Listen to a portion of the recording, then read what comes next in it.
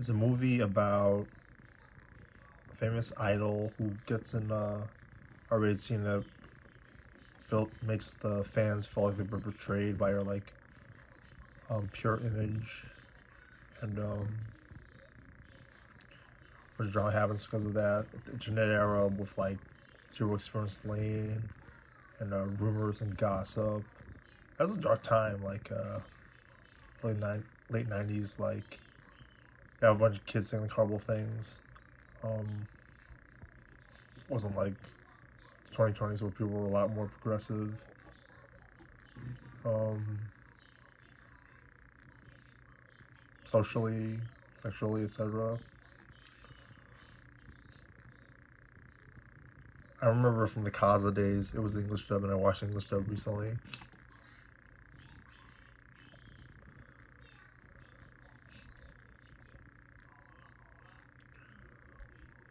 I wondered if the voice actress of I think, so my question watching this, I was like, wow, does the voice actress of the film I listen to the English dub, the voice of her when people hallucinate her? And there's a separate role listed in credits, so this is what it seemed to be. Seems like the most obvious thing to do. It's really effective. Pretty good thriller. I don't know if people use the term thriller anymore.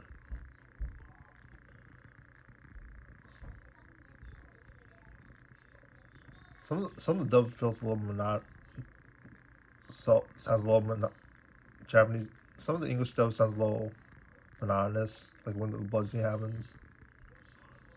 I wonder if people were like obsessed with Perfect Blue, like soul plots about obsession with like an idol, and like I wonder like Japan, because like in America it was well known outside of the college people, like they wouldn't really know like people who watched it outside of the Kaza. Were they like, oh, like the star is like, was there like an imitation thing going on to like for the marketing of it? I guess I don't really watch the trailers, but that'd be interesting and very dangerous if they did do that. So recently, this is after I watched it yesterday, November 4th. Like they put a crime so hard that like we'll do the imitation of it, and hope that still happens. And it shows you like people were like worried recently, were like not recently, but like 2008 with like the Joker imitation stuff.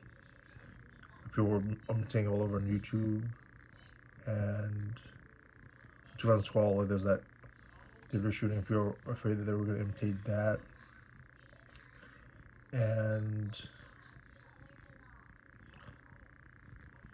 someone wrote Christopher Nolan recently and like penalized so much like people were swayed away from actually doing imitations of that. Ruining people's lives that they did an imitation of that thing.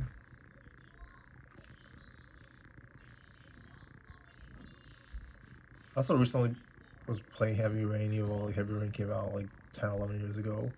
I really pictured it for the ending. I figure it would really fit really well here, like trying to avoid the killer in the end. Both killers in the end. Spoilers. I like the line in the music they added after. So it felt like an 80s action film, like like Street Fighter the movie. I feel like that worked really well.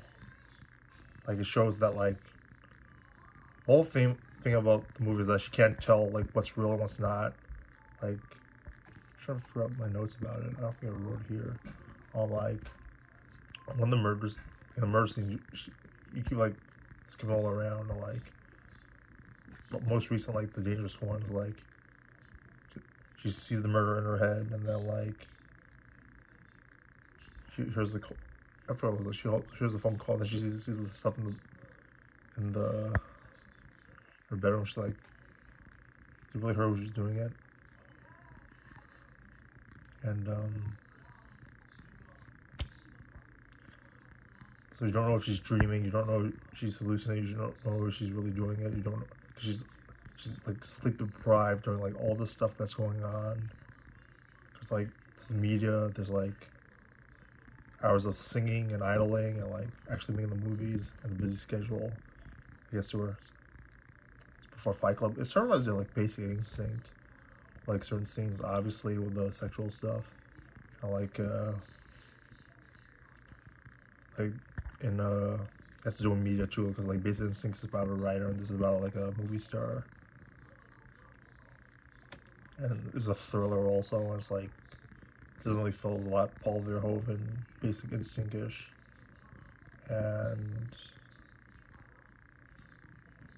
from there's a lot of details I noticed rewatching it this time that I didn't notice the first time. It really sucks that like when you watch it, like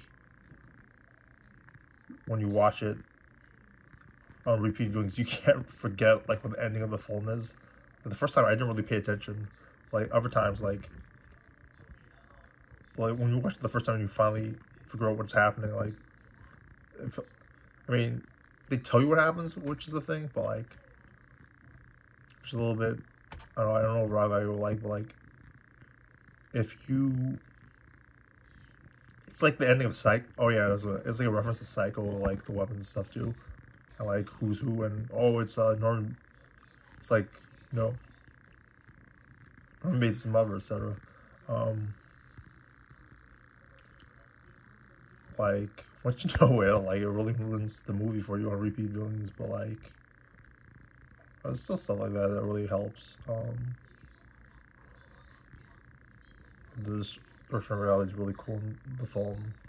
I didn't notice it in the beginning, and like oh, I didn't notice in the end where like I watched it so many times, but I didn't notice in the end like she wasn't in her own room, she was in Yumi's room in the end, the killer's room in the end, which is pretty interesting that was imitated. Like you can do that in real life too, like a movie theater thing. That'd be pretty cool. You did that in real life.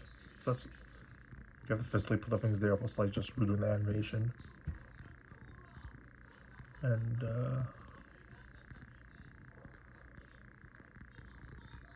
yeah, see the animation.